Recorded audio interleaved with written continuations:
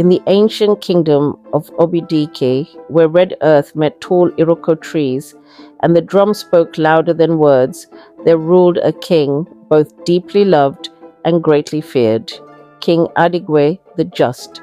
He was loved because his reign brought peace, harvest, and protection. No enemy dared cross into Obidike without tasting defeat. Yet he was feared because his word was law, and his judgments, though fair, were final like the falling of an axe.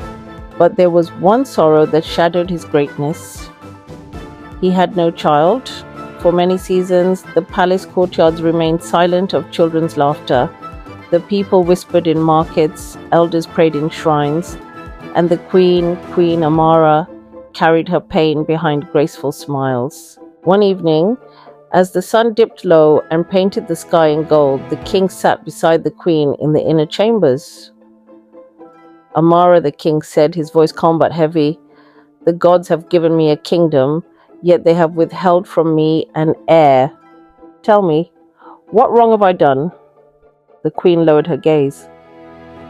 "My lord," she replied softly, "sometimes the gods test the hearts of those they favor. We must not lose hope." King Adigwe sighed deeply.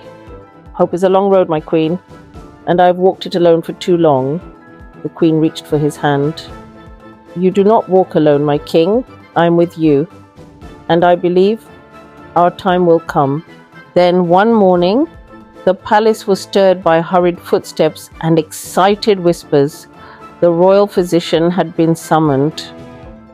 By sunset, the news spread like Harmattan fire. The queen was with child. The next day, the king stood before his people in the great square. Drummers beat their drums, and villagers gathered in anticipation. "My people," King Adigwe announced, his voice echoing across the land. "The gods have remembered us. Your queen carries life within her." A great cheer rose from the crowd. "May the child be strong. May the throne be blessed. Long live the king." The king raised his hand, and silence returned.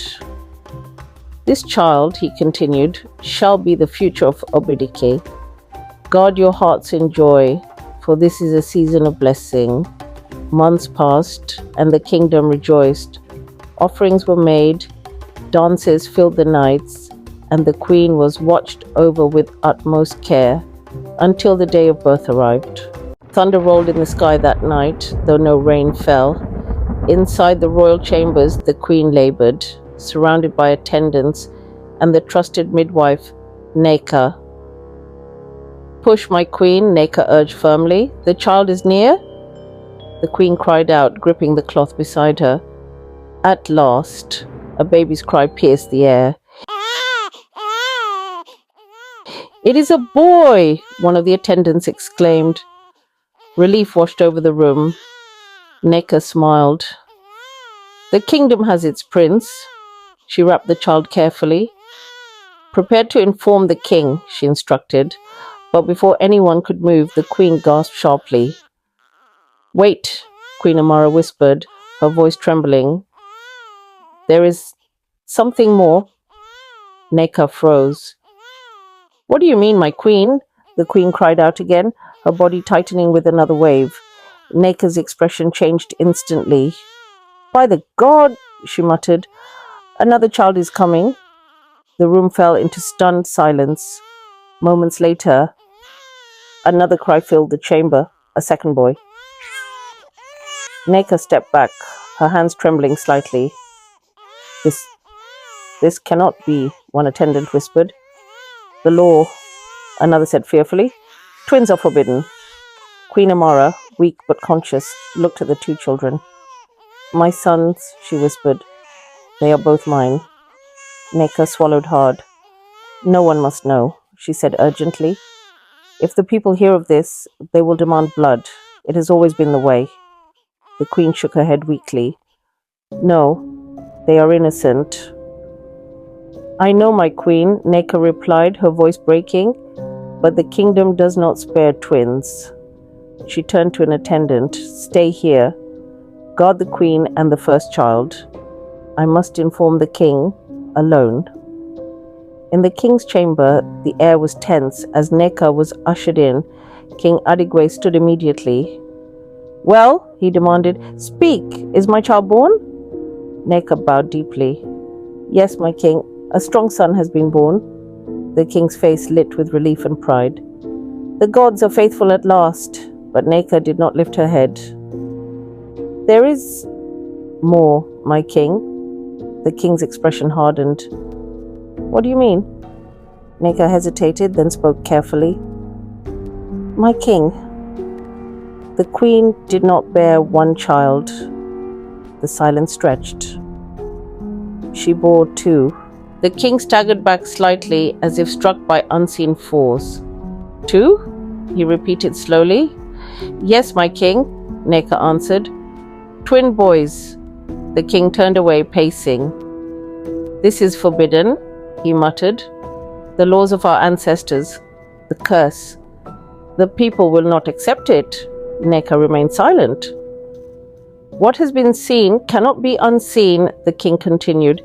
If the villagers learn of this, they will demand the death of both children, or worse, they will turn against the throne.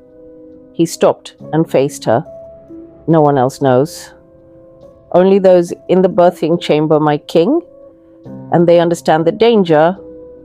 The king closed his eyes briefly, battling within himself. My sons, he whispered. After all these years, then his voice hardened. One must be hidden? Neka looked up sharply. My king, it is the only way, he said firmly. One child will be presented to the kingdom as the rightful prince. And the other? She asked quietly. The king's gaze darkened. The other must disappear. The torchlight flickered as silence filled the chamber. Neka spoke again, her voice low but steady. My king, what you ask will shape the fate of this kingdom. King Adigwe looked toward the direction of the queen's chambers. The fate of this kingdom, he said slowly, has always rested on difficult choices. He turned back to her. Prepare yourself, Neka. Before the sun rises, a decision must be made. Far away, thunder echoed once more across the land of Obidike, and within the palace walls, joy and sorrow had become one.